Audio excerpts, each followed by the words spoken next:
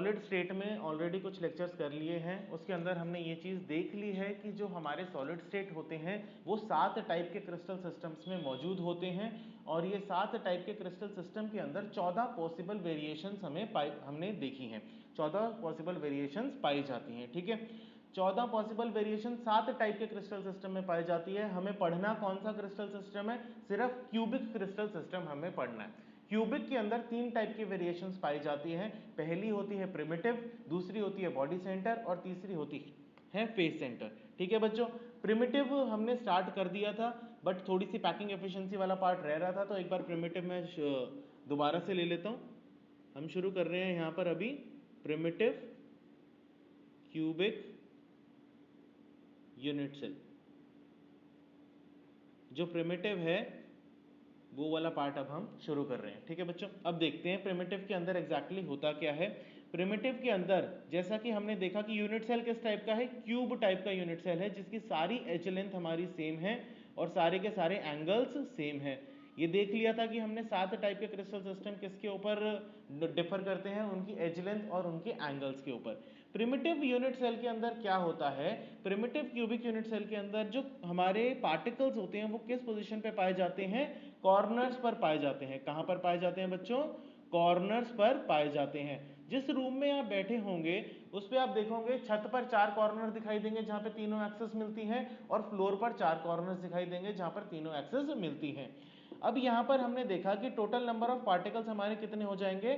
8 हो जाएंगे। 1 2 3 4 5 6 7 and 8। Total number of particles हमारे यहाँ पे कितने हो जाएंगे? 8 हो जाएंगे, जो एक यूनिट सेल के अंदर दिखाई देती है। मतलब लेकिन जो 8 पार्टिकल्स हैं उसका का पूरा हिस्सा तो यूनिट सेल के अंदर नहीं होता। हर पार्टिकल का कितना पोर्शन यूनिट सेल के अंदर पाया जाता है? 1/8 पोर्शन उस यूनिट सेल में पाया जाता है। ये चीज हमने पहले देख ली थी। तो हमारे number of particle present in unit cell कितने होंगे? यहाँ पे number of particles present in unit cell, ये चीज हम लास्ट क्लास में कर चुके हैं कि 1/8 कैसे होगा। ये आप अगर कोई भी डाउट है तो रिकॉर्डिंग चेक कर सकते हैं, उसमें आपको मिल जाएगा। ठीक है बच्चों, तो हर पार्टिकल का कितना पोर्शन होता है यूनिट सेल के अंदर? 1/8 पोर्शन यूनिट सेल के अंदर पाया जाता है। और टोटल नंबर ऑफ पार्टिकल कितने होते हैं? 8। तो number of particle present in unit cell कितने हो गए? 1 पार्टिकल। कितने पार्टिकल प्रेजेंट हो गए? 1 पार्टिकल। ठीक है बच्चों, आई होप ये चीज क्लियर हो गई होगी। चलो आगे चलते हैं। इसी यूनिट सेल के अंदर, इसी प्रिमिटिव के अंदर हमने स्टार्ट करनी थी पैकिंग एफिशिएंसी। अब ये पैकिंग एफिशिएंसी किस बला का नाम है? जितने भी बच्चों को लास्ट क्लास के अंदर डाउट था एक बार फिर से सुन लीजिए। पैकिंग एफिशिएंसी क्या होती है? जैसे कि तुमने कोई भी चीज ली, मतलब जैसे मैंने लास्ट क्लास के अंदर एग्जाम्पल लिया था फल की टोकरी का, कुछ और एग्जाम्पल ले सकते हो अपने हिसाब से जिसको तुम्हें फिल करना है। जिससे कि तुम्हारा बैग है, स्कूल बैग लेके आते हो, उसके अंदर कुछ ना कुछ एफिशिएंसी होती है उसकी, कि मतलब वो कोई पर्टिकुलर बुक्स हो गई या तुम्हारा लंच हो गया, वो कुछ एक स्पेस फिल कर सकता है वो बैग। ठीक है, अब उस बैग की एक स्पेसिफिक वॉल्यूम है, अगर उसके टोटल वॉल्यूम में से तुमने कुछ हिस्सा उसे फिल कर दिया तो वो पोर्शन क्या हो जाएगा? वो फ्रैक्शन क्या हो जाएगा? कि वो उसकी पैकिंग एफिशिएंसी हो गई।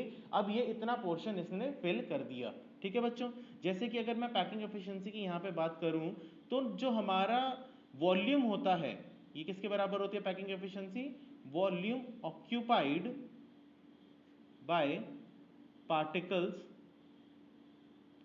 डिवाइड बाय ये जो पार्टिकल्स हैं जिसको यूनिट सेल के अंदर डाला है उसका टोटल वॉल्यूम। ठीक है बच्चों, total volume of unit cell into में 100। ये परसेंटेज में अगर हम निकालेंगे तो हम इनटू में 100 करेंगे, और अगर फ्रैक्शन में निकालेंगे जिसको हम पैकिंग फ्रैक्शन भी बोलते हैं तो उसमें 100 को लगाने की कोई जरूरत नहीं है। अब देखते हैं कि हमारा जो वॉल्यूम ऑक्यूपाइड बाय 1 पार्टिकल है वो किसके बराबर है? वॉल्यूम ऑफ 1 पार्टिकल, जो हमारा पार्टिकल है वो किस शेप का है? स्फेरिकल शेप का है। किस शेप का है बच्चों? स्फेरिकल। और स्फेयर का वॉल्यूम कितना होता है? 4/3 पाई आर क्यूब। ये हमारी क्या हो गई? वॉल्यूम हो गई पार्टिकल की। आई गेस यहां तक सबको समझ में आ गया होगा लास्ट क्लास का ही सारा। और हमारा जो यूनिट सेल है वो यूनिट सेल कैसा है? क्यूब है। कैसा यूनिट सेल है हमारा? क्यूब है। और जो क्यूब का वॉल्यूम होता है वो किसके बराबर होता है?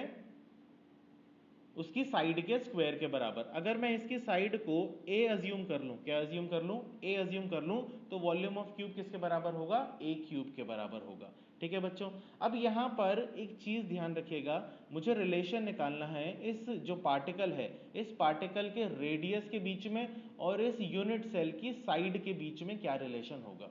देखिए ये जो मैंने यूनिट सेल बनाया है, इसमें मैं इन दो पार्टिकल्स को कंसीडर करता हूँ, एक ये वाला और एक ये वाला। देखिए ध्यान से, एक ये वाला पार्टिकल और एक ये वाला पार्टिकल। ठीक है, अब इन दोनों पार्टिकल की अगर मैं बात करूं, इसमें आपको बीच में एक स्पेस दिखाई दे रहा है, ये स्पेस यूनिट सेल के अंदर जनरली नहीं पाया जाता, ये सिर्फ बनाने के लिए, ताकि मेसी ना हो हमारा डायग्राम, इसलिए यहाँ पर हमने डिफरेंस दिखाया है। लेकिन ये जो दो पार्टिकल्स होते हैं, इस कॉर्नर वाला और इस कॉर्नर वाला, जो कॉर्नर के जो पार्टिकल्स होते हैं ये आपस में टच कर रहे होते हैं। क्या कर रहे होते हैं, ये टच कर रहे होते हैं। ठीक है बच्चों, ये चीज ध्यान रखिएगा, ये जो पार्टिकल्स हैं आपस में टच कर रहे होते हैं, डायग्राम में ये बनाना पॉसिबल नहीं है। अब ये जो दो पार्टिकल्स आपस में टच कर रहे हैं, इसकी रेडियस प्लस इसकी रेडियस इसकी एज लेंथ के बराबर होगी कि नहीं होगी। अगर ये टच कर रहे होंगे तो इसकी रेडियस और इसकी रेडियस ये क्या होगी, इसके एज लेंथ के बराबर होगी। यानी कि हमारा रिलेशन क्या निकलेगा यहाँ पर, a किसके बराबर होगा, 2r के बराबर पाया जाएगा। आई होप ये सभी को क्लियर हो गया होगा। जल्दी जल्दी से चैट बॉक्स पे लिखिए यहां तक अगर क्लियर है तो, फिर आगे बढ़ेंगे। जल्दी जल्दी से लिखिए, आगे भी चलना है, हमने आप 10 मिनट ऑलरेडी वेस्ट कर दिए हैं क्लास के। जल्दी जल्दी बताइए, क्लियर है, बिल्कुल सही। चलो आगे देखते हैं। अब ये जो a है वो किसके बराबर है, 2r के बराबर है। अगर मैं इसे सब्स्टिट्यूट कर दूं किसी भी ऊपर इस वाले पॉइंट के अंदर, अगर मैं सब्स्टिट्यूट कर दूं तो क्या होगा, सब्स्टिट्यूट, तो हमारा जो वॉल्यूम ऑफ पार्टिकल है वो किसके बराबर आ जाएगा, ऑफ पार्टिकल, तो हमारा r यहां पर किसके बराबर होगा, a/2 के बराबर। ठीक है, तो यहां पर हमारा वॉल्यूम ऑफ पार्टिकल किसके बराबर आ जाएगा, 4/3 पाई a/2 का क्यूब। यही होगा कि नहीं होगा, देखो वॉल्यूम ऑफ पार्टिकल किसके बराबर आ जाएगा, 4/3 पाई a/2 का क्यूब। कोई भी डाउट है तो यहाँ पे देख पोस्ट कीजिए। 4/3 पाई आर क्यूब है, आर की वैल्यू मैंने a/2 यहाँ पे सब्स्टिट्यूट कर दी, तो हमारा volume of particle 4/3 pi a/2 का क्यूब आ गया। ठीक है, अब ये वॉल्यूम किसके बराबर होगा, 4/3 पाई a क्यूब बाय 8, 8 के बराबर होगा, 2 का क्यूब क्या होता है हमारा 8। ठीक है, तो अब इसे कट कर देंगे तो हमारे यहाँ पे क्या आ जाएगा, 2 आ जाएगा। अब यहाँ पर हमारे पास काम किन किन चीजों का होगा, एक तो इसका होगा और एक इसका होगा। ध्यान से देखिएगा, वॉल्यूम ऑफ पार्टिकल को हम यहाँ पे सब्स्टिट्यूट करेंगे और वॉल्यूम ऑफ क्यूब को हम यहाँ पे सब्स्टिट्यूट करेंगे, तो हमारी पैकिंग एफिशिएंसी उससे निकल जाएगी। इस पेज पे कोई डाउट है तो एक बार पोस्ट कीजिए, फिर उसके बाद हम आगे बढ़ेंगे, और अगर नहीं है तो क्लियर लिखिए, क्लियर या यस सर कुछ भी लिखिए। सर आपका कैमरा रोटेट हो गया, बेटा मेरा कैमरा रोटेट नहीं हुआ है, तुम्हारा कैमरा रोटेट हो गया, उसे ढंग से चेक करो। क्लियर है, चलो आगे चलते हैं। अब पैकिंग एफिशिएंसी के अंदर हम इसको सब्स्टिट्यूट करते हैं। पैकिंग एफिशिएंसी हमारी किसके बराबर होगी, ऐसे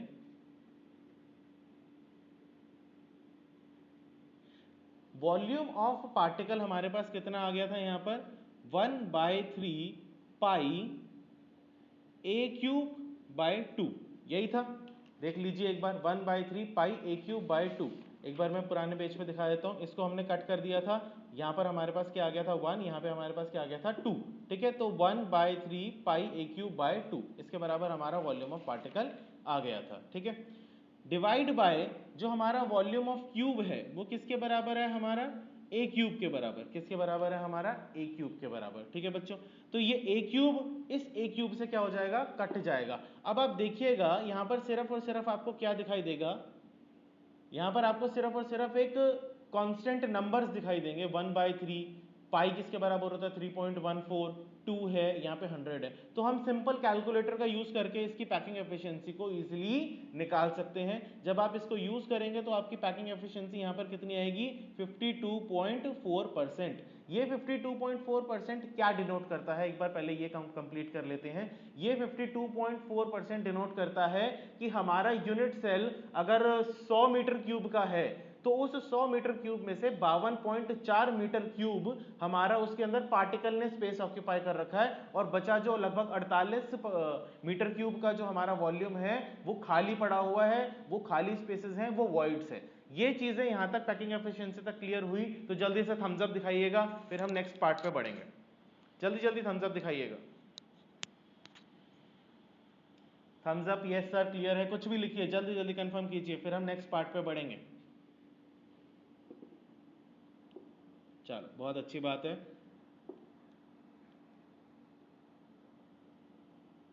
क्लियर है, ओके गीता, अंकित झा क्लियर है, ठीक है, चल आगे चलते हैं।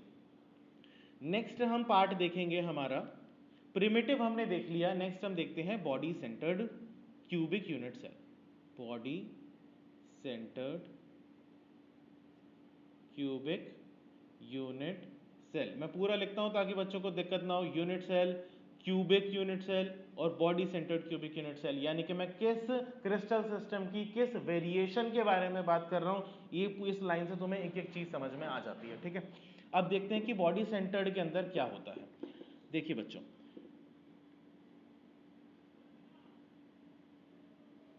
ये मैंने क्यूबिक यूनिट सेल बनाया जिसकी सारी के सारी क्या है, हमारी एज लेंथ बराबर है। अब बॉडी सेंटर्ड के अंदर क्या होता है, जो हमारे पार्टिकल्स होते हैं वो दो जगह प्रेजेंट होते हैं। एक तो हमारे कॉर्नर्स पे प्रेजेंट होते हैं, प्लस एक हमारा कहां पे प्रेजेंट होता है, बॉडी सेंटर पर प्रेजेंट होता है। दो जगह प्रेजेंट होते हैं, मैंने यहाँ पे लिख दिया, एक हमारे कॉर्नर्स पे प्रेजेंट होते हैं और एक हमारा बॉडी सेंटर पर प्रेजेंट होता है। ये हमारा कॉर्नर के पार्टिकल है। कॉर्नर पे तो पहले मैं बता चुका हूँ सारी की सारी कहानी। 8 पार्टिकल्स हमारे कॉर्नर पर प्रेजेंट होते हैं। फिर भी कोई डाउट हो कि कैसे 8 पार्टिकल हमारे कॉर्नर पर प्रेजेंट होते हैं और कैसे हर पार्टिकल का 1/8 हिस्सा एक यूनिट सेल के अंदर मौजूद होता है, अगर कोई डाउट हो तो रिकॉर्डिंग एक बार जरूर चेक कीजिएगा, ठीक है। तो ये हमारा क्या हो गया, यूनिट सेल हो गया। ये पार्टिकल एक तो कॉर्नर पे मौजूद है और एक बिल्कुल बीचों बीच एक पार्टिकल मौजूद है। ये मैंने पार्टिकल, ये स्फेरिकल है, ये मैं शो करने के लिए यहाँ पे क्रॉस दिखा रहा हूँ। कहाँ पर मौजूद है, इस क्यूब के बिल्कुल बीचों बीच, ठीक है बच्चों, इस क्यूब के बिल्कुल बीचों बीच ये पार्टिकल मौजूद है। अब एक बात बताइएगा, अगर कोई पार्टिकल क्यूब के बिल्कुल बीचों बीच मौजूद होगा, ध्यान से सुनिए, अगर वो क्यूब के बिल्कुल बीचों बीच मौजूद होगा तो वो पूरा का पूरा पार्टिकल ही उस यूनिट सेल के अंदर होगा। ऐसा तो नहीं हो सकता कि बीच में मौजूद है तो वो किसी दूसरे यूनिट सेल के अंदर एंटर कर जाएगा, नहीं हो सकता ना। तो वो हमारा जो पार्टिकल है वो बिल्कुल क्यूब के बीचों बीच होगा और कंप्लीट पार्टिकल उसके अंदर मौजूद होगा। कोई भी डाउट यहां पे पोस्ट कीजिए। तो हमारे नंबर ऑफ पार्टिकल्स कितने हो जाएंगे, number of particles present in unit cell. सबसे पहले तो 1/8, ध्यान से सुनिए, 1/8 जो 8 पार्टिकल्स कॉर्नर पर मौजूद हैं, ध्यान से देखिएगा, अभी भी कमेंट्स बाद में पोस्ट कीजिएगा, यहाँ पे ध्यान दीजिए, पहले वीडियो पे ध्यान दीजिए। 1/8 पार्टिकल्स, 1/8 हिस्सा जो पार्टिकल का मौजूद है, ऐसे कितने हमारे पास 8 मौजूद हैं। ये कैसे हैं, कॉर्नर वाले, जो हमने पिछले वाले पार्ट के अंदर, पिछले वाले यूनिट सेल के अंदर भी हमने देख लिए थे। प्लस एक पार्टिकल हमारा बिल्कुल बॉडी सेंटर पर मौजूद है, तो कितने हो गए यहां पर, पूरा का पूरा 1। तो हमारे यहां पे टोटल नंबर ऑफ पार्टिकल्स कितने आएंगे, 1 + 1, तो यानी कि कितने पार्टिकल्स हो गए हमारे, 2 पार्टिकल्स हो गए। कितने पार्टिकल्स हो गए हमारे, 2 पार्टिकल्स हो गए। हमारे प्रिमिटिव के अंदर एक यूनिट सेल के अंदर सिर्फ एक ही पार्टिकल मौजूद होता है ओवरऑल, अगर हम बात करें तो। वैसे तो 8 होते हैं, लेकिन एक ही की बात करेंगे एज अ वॉल्यूम के बेसिस पे अगर हम कंपेयर करें तो कितने मौजूद होते हैं, एक होते हैं। और वहीं बॉडी सेंटर के अंदर हमारे पास कितने पार्टिकल मौजूद होते हैं, 2 पार्टिकल मौजूद होते हैं। क्लियर है, जल्दी जल्दी थम्स अप दीजिएगा, फिर उसके बाद इसकी पैकिंग एफिशिएंसी भी देखेंगे, जल्दी जल्दी। बॉडी सेंटर के अंदर 2 पार्टिकल होते हैं, एक पार्टिकल हमारा कॉर्नर्स पे मौजूद होता है, दूसरा पार्टिकल हमारा बॉडी सेंटर पे बिल्कुल बीचों बीच मौजूद होता है। चलो, बहुत अच्छी बात है, अब आगे चलते हैं, ठीक है। नेक्स्ट, ये हमारे 2 पार्टिकल्स हो गए। अब इसकी पैकिंग एफिशिएंसी के बारे में बात करते हैं। पैकिंग एफिशिएंसी में 2 चीजों का ध्यान रखना है, volume occupied by the particles और total volume of the unit cell. तो देख लेते हैं हमारा volume occupied by the particles कितना होगा, volume occupied by the particles. देखिए एक पार्टिकल स्फेयर की शेप में है तो उसका वॉल्यूम कितना होगा 4/3 पाई आर क्यूब। क्या होगा 4/3 पाई आर क्यूब। और ऐसे हमारे पास कितने पार्टिकल्स मौजूद हैं, 2 पार्टिकल्स मौजूद है, तो मैं क्या करूंगा इसे 2 से मल्टीप्लाई कर दूंगा। समझ में आया। तो टोटल वॉल्यूम ऑक्यूपाइड कितना होगा बाय द पार्टिकल्स 2 इंटू में 4/3 पाई आर क्यूब। एक पार्टिकल का वॉल्यूम 4/3 पाई आर क्यूब और ऐसे हमारे पास 2 पार्टिकल है तो मैंने उसे 2 से मल्टीप्लाई कर दिया। ठीक है बच्चों, चलिए। और टोटल वॉल्यूम तो आप सभी जानते हो कि हमारा टोटल वॉल्यूम कितना होगा यहाँ पे क्यू यूनिट सेल का। टोटल वॉल्यूम ऑफ, जल्दी जल्दी लिखिए, total volume of unit cell ये होगा हमारा ए क्यूब के बराबर। अगर इसकी एज लेंथ हमारी ए है, कोई भी अगर यहाँ पे मान लो एज लेंथ ए है तो हमारा वॉल्यूम ऑफ यूनिट सेल क्या होगा ए क्यूब। बहुत बढ़िया चंदन भारती। चलिए अब आगे देखते हैं। 2 इंटू में 4/3 पाई आर क्यूब हमारा क्या हो गया वॉल्यूम ऑक्यूपाइड। अब रिलेशन निकालना है हमें रेडियस के बीच में और इसकी एज लेंथ के बीच में। देखिए बच्चों, कई बच्चों को डाउट होता है कि अगर हमारे कॉर्नर्स वाले पार्टिकल टच कर रहे हैं पिछले यूनिट सेल के अंदर तो हम वही रिलेशन को यहाँ पे भी तो यूज कर सकते हैं। देखिए ऐसा बिल्कुल नहीं होता। पिछला यूनिट सेल अगर हमारी प्रिमिटिव टाइप की वेरिएशन पकड़ रहा है कोई भी सॉलिड सब्सटेंस तो हमारी उसके अंदर जो पार्टिकल्स कॉर्नर वाले होंगे तो वो टच करेंगे। लेकिन अगर बॉडी सेंटर वाली वेरिएशन पकड़ रहा है तो कॉर्नर वाले पार्टिकल टच नहीं करते। एक बात बताइए, अगर किसी क्यूब के आपके कमरे के बीचों बीच, कमरे को इमेजिन कीजिए, कमरे के बीचों बीच एक बहुत बड़ी बॉल रख दी जाए और अब को बोला जाए कि जो कॉर्नर के पार्टिकल्स है, कॉर्नर पे जो बॉल्स लगी हुई हैं वो आपस में टच कराओ, करा सकते हो? नहीं होता पॉसिबल, बिल्कुल भी नहीं होता। वो डिस्टेंस क्रिएट कर लेते हैं, वो बॉल्स आपस में कभी भी टच नहीं करती। ठीक है बच्चों, तो यहाँ पे जो रिलेशन लगता है वो हमारे पुराने रिलेशन से थोड़ा सा अलग होता है, एज लेंथ का और रेडियस का। चलिए अब यहाँ पे देखते हैं कि रिलेशन कैसे निकालेंगे। थोड़ा सा टाइम देना पड़ेगा। एक बार इसका रिलेशन समझ में आ गया तो फेस सेंटर का तो बहुत आराम से समझ में आ जाएगा। देखिए रिलेशन कैसे निकलेगा। ये है हमारे पास स्क्वायर, क्यूब नहीं है, मैं सिर्फ एक ऊपर वाला हिस्सा लेके चल रहा हूं। ये हमारे पास क्या है स्क्वायर है। क्या है ये हमारे पास, देखिए बच्चों स्क्वायर दिखाई दे रहा है। इस स्क्वायर की इस डायगोनल को मैंने पकड़ लिया। क्या पकड़ लिया मैंने, इस डायगोनल को मैंने पकड़ लिया। अब ये एज लेंथ हमारी किसके बराबर है, ए के बराबर। ठीक है, अब ये एज लेंथ भी हमारी किसके बराबर है, ए के बराबर होगी ये वाली। ठीक है, ये वाली भी हमारी किसके बराबर होगी, ए के बराबर होगी। लिख देता हूं। तो एक बात बताइए, अगर ये एज लेंथ ए के बराबर है, ये एज लेंथ ए के बराबर है, एंगल 90 डिग्री है, तो मैं यहाँ पे पाइथागोरस थ्योरम लगा सकता हूँ? यस और नो? ये एज लेंथ हमारी ए है, ये एज लेंथ हमारी ए है। यहाँ पर जो एंगल होता है क्यूब के अंदर सारे एजेस के बीच में कितना होता है, 90 डिग्री होता है। तो यहाँ पे पाइथागोरस थ्योरम लग सकती है? यस और नो? फटफट जवाब दीजिए। यस लग सकती है, बिल्कुल सही। तो जब आप पाइथागोरस थ्योरम लगाओगे, ध्यान से देखिएगा, जब आप पाइथागोरस थ्योरम लगाओगे तो आपका यहाँ पर जो इस डायगोनल की लेंथ निकल के आएगी वो कितनी आएगी, √2a। कितनी आएगी यहाँ पे, √2a। अगर कोई डाउट है तो एक बार मैं फिर से बता देता हूँ। यहाँ पर बनाकर देखिए, ये आपके पास a है, ये आपके पास a है। ये हमारा एंगल कितना है, 90 डिग्री का। अगर यहाँ पे हम पाइथागोरस थ्योरम अप्लाई करेंगे, सपोज मैं लिख देता हूँ यहाँ पे ए बी सी, तो जो ए सी का स्क्वायर होगा वो किसके बराबर होगा, ए बी का स्क्वायर प्लस बी सी के स्क्वायर के बराबर। और ए बी का स्क्वायर कितना है, ए स्क्वायर प्लस ए स्क्वायर। ये किसके बराबर होगा, हमारा डायगोनल की लेंथ के बराबर, दैट इज ए सी। ठीक है बच्चों, तो अब एक चीज देखिए, यहाँ पर हमारे पास क्या आएगा, 2a स्क्वायर। यहाँ पे हमारे पास क्या आएगा, 2a स्क्वायर। ए सी स्क्वायर किसके बराबर होगा, 2a स्क्वायर। और ए सी हमारा किसके बराबर आ जाएगा, √2a के बराबर। ठीक है, तो यहाँ पे हमारी डायगोनल की लेंथ कितनी आएगी, √2a। आई होप ये चीज क्लियर हो गई होगी। कितनी आएगी हमारी डायगोनल की लेंथ, √2a। अच्छा, अब ये देखिए, एक अपने आप को आपको इमेजिन करना है, आपकी छत है। ठीक है, छत के ऊपर मैंने एक डायगोनल फॉर्म किया। ठीक है, अब ये डायगोनल एक पॉइंट यहां से लीजिए और एक पॉइंट आपके घर पे दूसरी साइड पे, ऑपोजिट साइड कॉर्नर पे इमेजिन कीजिए। ठीक है, तो इन दोनों पॉइंट्स को जब आप जोड़ेंगे, यहाँ पे देखिए, इन दोनों पॉइंट्स को जब आप जोड़ेंगे तो वो किसके बराबर आएगा, एक इस पे भी पाइथागोरस थ्योरम लगाएंगे, एक तो ये वाली लाइन, एक ये वाली लाइन और एक ये वाली लाइन। ध्यान से देखिए, एक ये वाली लाइन, एक ये वाली लाइन और एक ये वाली लाइन। इमेजिन कीजिए एक डायगोनल, ये हमारा क्या हो गया, इस डायगोनल को हम क्या बोलते हैं, फेस डायगोनल। क्या बोलते हैं हम इसे, फेस डायगोनल। और इस वाले डायगोनल को जो बिल्कुल क्यूब के बीचों बीच से निकलता है, इसको हम क्या बोलते हैं, बॉडी डायगोनल। थोड़ी टर्मिनोलॉजीज नहीं है, थोड़ा टाइम लग सकता है, बट आई एम श्योर ये चीजें आपको समझ में अच्छे से आ जाएंगी। ये हमारा क्या होता है, फेस डायगोनल, ये हमारा क्या होता है, बॉडी डायगोनल। क्लियर है बच्चों?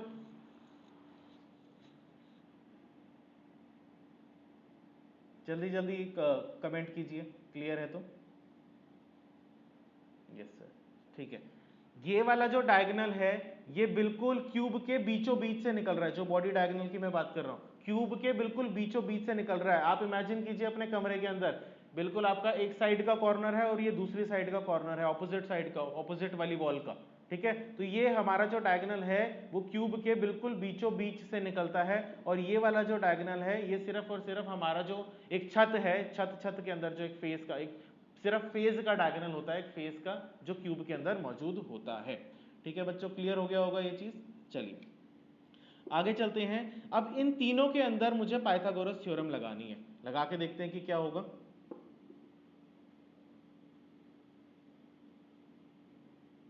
ये तीनों क्या होंगे, इसके बीच में एंगल 90 डिग्री का होगा। एक हमारे पास क्या है, √2a, एक हमारे पास क्या है, √2a, एक एज हमारे पास क्या है, a। ध्यान से देखिएगा, एक है हमारे पास √2a और एक हमारे पास क्या है, a। इनके बीच में है 90 डिग्री का एंगल। सिमिलर पैटर्न के अंदर हम देखेंगे ABC, तो जो AC का स्क्वायर होगा वो किसके बराबर होगा, AB का स्क्वायर प्लस BC के स्क्वायर के बराबर। तो AB का स्क्वायर √2a का होल स्क्वायर प्लस BC का स्क्वायर a स्क्वायर, तो ये आ जाएगा हमारे पास टोटल 3a स्क्वायर। तो AC किसके बराबर होगा हमारे पास, √3a के बराबर। किसके बराबर होगा, √3a के बराबर। तो जो बॉडी डायगोनल होता है उसकी हमारी वैल्यू क्या होती है, √3a। बॉडी डायगोनल की वैल्यू क्या होती है, √3a, और फेस डायगोनल की वैल्यू क्या होती है, √2a। ये समझ में आ गया तो आपको मेजर पार्ट इस चैप्टर का समझ में आ जाएगा। जल्दी जल्दी कमेंट कीजिए, यहाँ पर कोई भी डाउट हो तो पूछ सकते हो, मैं दोबारा रिपीट कर सकता हूँ अगर ये समझ में नहीं आया तो। जल्दी जल्दी बताइए। एक मैंने निकाला है फेस डायगोनल, एक निकाला है बॉडी डायगोनल। क्लियर है भवी? चलो बहुत अच्छी बात है। अगर किसी बच्चे को क्लियर नहीं है तो वो कमेंट कीजिए। क्लियर है, बहुत अच्छी बात है अंकित। यस सर, ठीक है। बॉडी डायगोनल आपको बिल्कुल क्यूब के बीचों बीच से निकालना है, यानी कि आपको कमरे के बिल्कुल बीचों बीच से निकालना है। बार बार रिपीट कर रहा हूं ताकि आपके दिमाग के अंदर ये चीज बैठ जाए, ठीक है। चलिए अब एक बार रिलेशन देख लेते हैं कि यहाँ पर हमारे पार्टिकल की रेडियस का और एज लेंथ का रिलेशन कैसे निकलेगा। देखिए ये बिल्कुल क्यूब के बीचों बीच से पास करने वाला हमारा डायगोनल है। जैसे कि आपके कमरे के अंदर एक बहुत बड़ी बॉल रखी हुई है, ठीक है। इमेजिन कीजिए एक बॉल कॉर्नर पे रखी हुई है और एक बॉल दूसरे कॉर्नर पे रखी हुई है। तो क्यूब के बीचों बीच जो पास कर रहा है उसकी अगर मैं बात करूं तो उसका पूरा डायामीटर, स्फेयर का पूरा डायामीटर हम यूज करेंगे। इस कॉर्नर का एक रेडियस यूज करेंगे और इस कॉर्नर का एक रेडियस यूज करेंगे। तो टोटल हमारे पास क्या होगा, 4 रेडियस होंगे। डायमीटर किसके बराबर होता है, 2 रेडियस के। 2 रेडियस हमारे सेंटर वाले के, एक रेडियस कॉर्नर का और एक रेडियस इस वाले कॉर्नर के क्यूब का। तो कितने होंगे हमारे पास, 4 रेडियस होंगे जो किसके बराबर होंगे, हमारे √3a, यानी कि बॉडी डायगोनल के बराबर होंगे, दैट इज √3a। ये रिलेशन समझ में आ गया, ये रिलेशन समझ में आ गया। 4r किसके बराबर होगा हमारा, √3a के बराबर होगा। 4r किसके बराबर होगा, √3a के बराबर। कोई भी डाउट बच्चों तो पोस्ट कर सकते हो। 4r किसके बराबर होगा, √3a के बराबर। रिलेशन क्लियर है, फिर उसके बाद कुछ नहीं करना सर, रिपीट। ठीक है विकास कुमार, ध्यान से सुनो कि मैं क्या कह रहा हूं। देखिए ये चीज तो आपको क्लियर हो गई होगी, जो बॉडी डायगोनल की वैल्यू है वो क्या है, √3a। क्या है हमारी बॉडी डायगोनल की वैल्यू, √3a। देखिए अब बॉडी डायगोनल आपको ये 2D इमेज में थोड़ा सा इमेजिन करना मुश्किल होगा। जितने भी बच्चे जिनको समझ नहीं आया, एक बार अपने कमरे को देखिए, वो क्यूब शेप का होता है जनरली एक कमरा। उस कमरे के अंदर बिल्कुल बीचों बीच आपके पास क्या है, एक पार्टिकल पड़ा हुआ है, स्फेरिकल शेप का एक पार्टिकल पड़ा हुआ है। वो स्फेरिकल शेप के पार्टिकल का पूरा डायामीटर कंसीडर करना है आपको। डायामीटर किसके बराबर होता है, 2r के बराबर, 2 रेडियस के बराबर, ठीक है बच्चों। तो 2 रेडियस इसकी, ये पार्टिकल और जो बीच का सेंटर वाला पार्टिकल, ये आपस में टच करेंगे। ये 3 पार्टिकल क्या करेंगे, आपस में टच करेंगे। एक ये पार्टिकल, एक सेंटर वाला पार्टिकल और एक ये कॉर्नर वाला पार्टिकल, ये क्या करेंगे, आपस में टच करेंगे, ठीक है। अब ये 3 पार्टिकल आपस में टच कर रहे हैं तो 2 रेडियस हम इसकी कंसीडर करेंगे, एक रेडियस हम इसकी कंसीडर करेंगे और एक रेडियस हम इसकी कंसीडर करेंगे। ये 4 रेडियस हमारी किसके बराबर होगी? इस डायगोनल की लेंथ के बराबर होगी। क्या होगी? इस डायगोनल की लेंथ के बराबर होगी। और इस डायगोनल की लेंथ हमारे पास क्या है? √3a। समझ में आया? तो ये 4 रेडियस किसके बराबर होगा? हमारा √3a के बराबर होगा। यहां पर जो टचिंग होता है, जो हमारा सेंटर पर पार्टिकल है ना, वो कॉर्नर के सभी पार्टिकल के साथ टच कर रहा होता है। ठीक है, कोई भी डाउट यहां पे? एक बार जल्दी जल्दी कमेंट बॉक्स में लिख दीजिए क्लियर है, फिर उसके बाद आगे बढ़ेंगे। जल्दी जल्दी क्लियर है? ठीक है, चलो आगे चलते हैं। अब ये यहां तक क्लियर है तो फिर उसके बाद तो कोई दिक्कत ही नहीं है। इसके बाद हमें क्या करना है? पैकिंग एफिशिएंसी निकालनी है सीधा इसकी। पैकिंग एफिशिएंसी नेक्स्ट पेज पे करते हैं।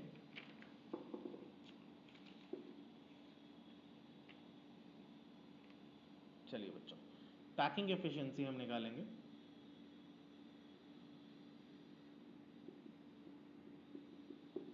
पैकिंग एफिशिएंसी हम कैसे निकालेंगे? सीधी बात है, volume occupied bye particle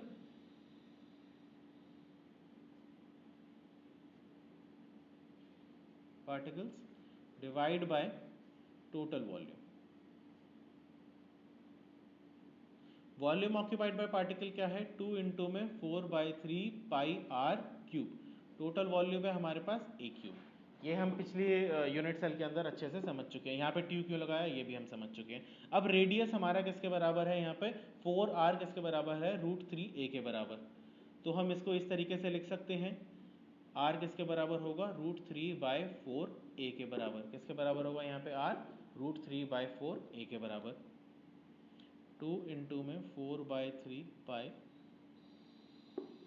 √3/4 a का होल क्यूब। तो मैंने यहाँ पे क्या कर दिया? सब्स्टिट्यूट कर दिया r की वैल्यू को ऊपर से उठा के सीधा यहाँ पे। ठीक है बच्चों, सिर्फ मैथमेटिक्स है, अब तो मैं इसके अंदर कुछ खास कर नहीं रहा हूँ। यहाँ पे क्या है? हमारी प्योर मैथमेटिक्स है।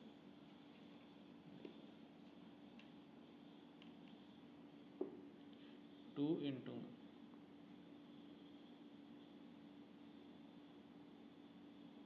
देखिए अभी तक कोई भी डाउट? 2 इंटू में 4/3 पाई √3 का क्यूब लगाया 3√3 और 4 का क्यूब लगाया हमारा 64। A cube divide by a cube, तो ये ए क्यूब हमारा क्या होगा? कट जाएगा।